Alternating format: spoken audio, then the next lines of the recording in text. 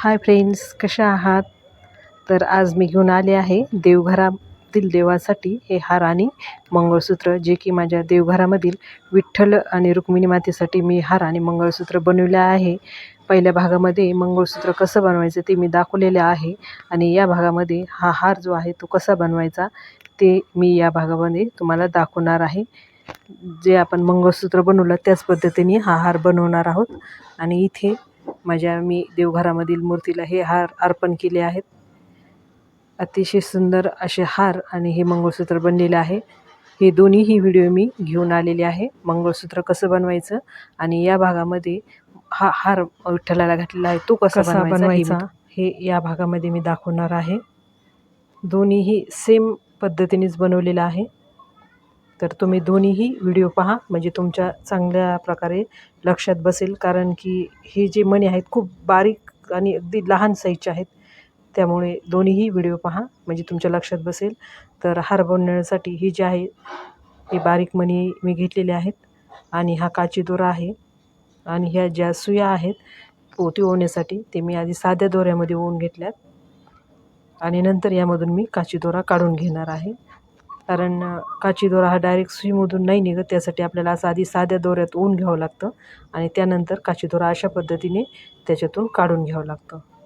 तर लांब असा हा काची दोरा घेतला आहे आणि याच्या शेवटला मी गाठ देणार आहे. तर इथे शेवटला गाठ द्यायची आणि आता 4 पांढरे मणी मी इथं घालणार आहे. ही मण्याची साईज आहे ना अगदी म्हणजे जो शेवटची लहान साईज असते ती आहे. खूप बारीक साईजचे मणी आहेत, कारण हार खूप छोटा असतो त्यामुळं असे लहान मणीच आपल्याला वापरावे लागतात. देवघरातील जीव आपले खूप छोट्या साईजचे असतात, त्यामुळं हे मणीसुद्धा आपल्याला अगदी बारीक वापरावे लागतात. तर इथे 4 मणी ओवून मी पहिलं चौकोन इथं आपलं कंप्लीट केलं आहे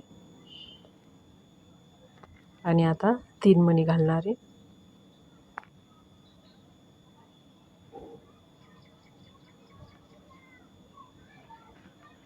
आणि पहिल्या मण्यातून काढून आपलं पुढचं चौकोन जे आहे ते कंप्लीट करणार आहे.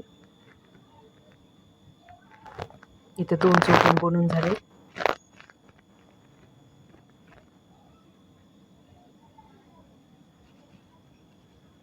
सुई घट्ट अशी धागा ओढून घ्यायचा आहे आणि सुई जी आहे ती पुढच्या मण्यातून काढून घ्यायची.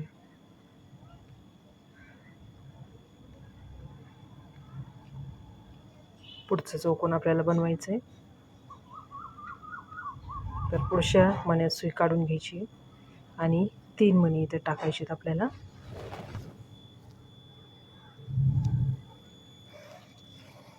आता 3 मणी टाकून या पुढचा चौकोन आपण जे आहे ते कंप्लीट करणार आहोत.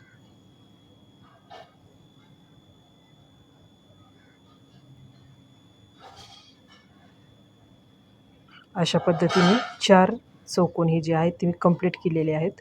आणि जी पहिली लाईन जी आहे ती आपली इथं कंप्लीट झालेली आहे. आणि आता पुढच्या मण्यावर मी इथं सुई आणली आहे, कारण आता पुढची लाईन आपल्याला याच पद्धतीने करायची आहे. 4 चौकोन करून पहिली लाईन कंप्लीट केली आहे आणि वरच्या मण्यावर सुई काढून आता 3 मणी घालून त्यावर जे आहे ते पहिलं चौकोन करते मी. ही आपली दुसरी लाईन चालू आहे.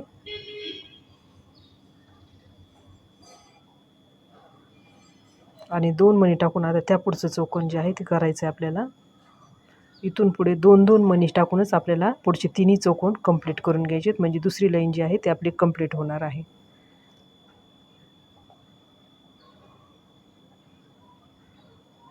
अशा पद्धतीने आपल्या 2 लाईन कंप्लीट झालेल्या आहेत. आणि तिसरी लाईन काढण्यासाठी मी सुई जी आहे ती वरती आणली आहे. ह्या 2 लाईन कंप्लीट झाल्यात आणि आता आपण यापुढे याच पद्धतीने लाईनी करणार आहोत. तर इथं आपल्या 4 लाईन ह्या कंप्लीट करून घेतल्या आहेत मी पांढऱ्या मण्याच्या. आणि आता ही ग्रे कलरची मणी मी वापरते. तर ग्रे कलरची 3 मणी टाकून पुढची लाईन करायची आपल्याला. पहिलं चौकोन जे आहे ते 3 मणी टाकलेत मी ग्रे कलरचे आणि यानंतर 2-2 मणी टाकून ही लाईन आपल्याला कंप्लीट करायची आहे. धागा कुठंही सुटू द्यायचा नाही, अगदी प्रत्येक वेळेस घट्ट ओढून घ्यायचं आहे.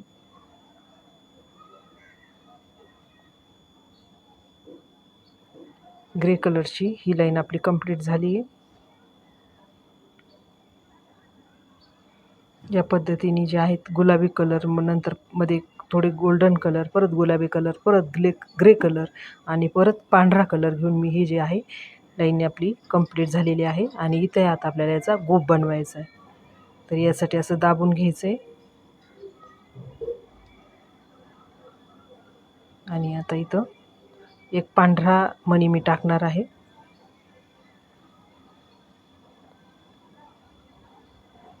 पांढरा मणी टाकून बाजूच्या पांढऱ्या मण्यातून सुई काढून घ्यायची आहे.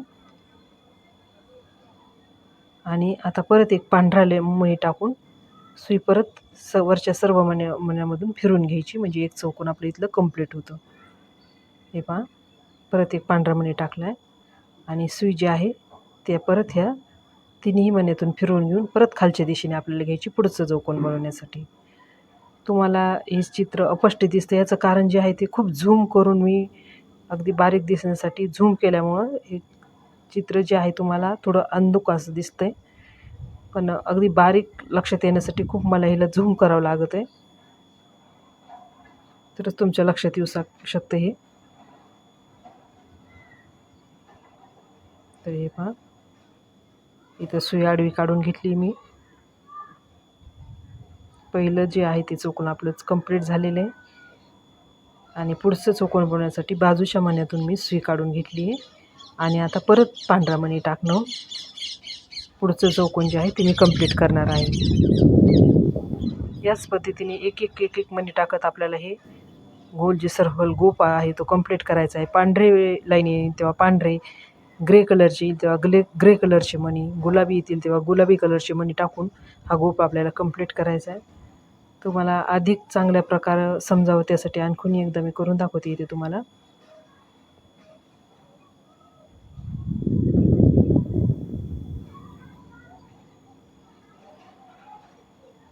झूम केल्यामुळे चित्र जे आहे ते थोडं मागं पुढं होतं आहे, परंतु हे तुमच्या लक्षात येणे हे तितकेच गरजेचं आहे. त्यासाठी मला एडिट करताना खूप झूम करावं लागत आहे.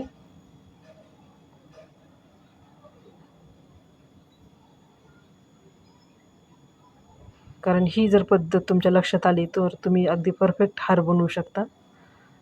आणि मोत्याचं वर्क जे आहे जे नेहमी बनवतात त्यांना ह्या गोष्टी काही अवघड नाही येतं. जर आपण ठरवलंच करायचंच तर आपण करूही शकतो.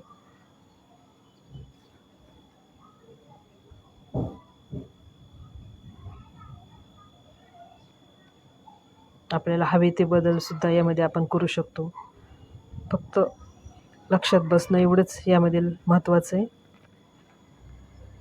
तर या पद्धतीने एक एक मणी टाकत आपण जो हा गोप आहे तो कंप्लीट करणार आहोत. इथे आता पांढरी लाईन आपली जवळजवळ कंप्लीट झालेली आहे.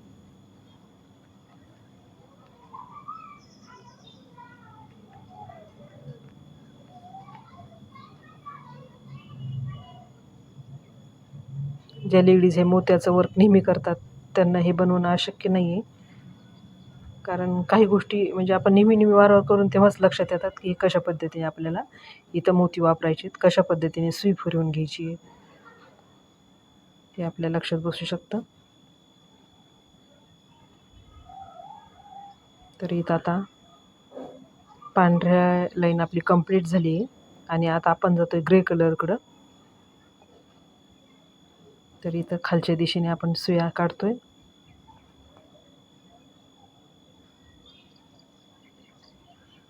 हे हार बनवताना खर्च खूप थोडा आहे, पण मेहनत जास्त आहे.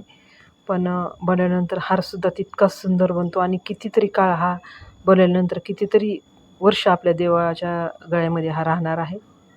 कारण त्यासाठी मेहनतसुद्धा आपण तेवढीच घेतली आहे. तर मला वाटतं एकदा बनवल्यानं 4-5 वर्ष हा हार आपला टिकू शकतो. कारण प्रत्येक मण्यामधून आपण सुई फिरून घेतोय. या पद्धतीने हा गोप जो आहे तो कंप्लीट झालेला आहे. आणि आता पाठीमागे हे साधे मणी मी ओवून घेतलेले आहेत.